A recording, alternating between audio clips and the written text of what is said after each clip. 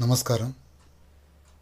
న్యాయవాదుల రక్షణకు చట్టబద్ధమైనటువంటి భరోసా కల్పించడానికి న్యాయవాదుల పరిరక్షణ బిల్లు 2026 అడ్వకేట్స్ ప్రొటెక్షన్ బిల్, ఈ బిల్లును ఇటీవల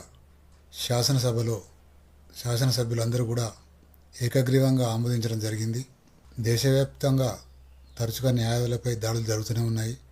ఈ విషయమై న్యాయవాదులందరూ కూడా ప్రభుత్వానికి పలుమార్లు విజ్ఞప్తి చేయడం, ధర్నాలు చేయడం, నిరసనలు వ్యక్తం చేయడం జరుగుతూనే ఉంది.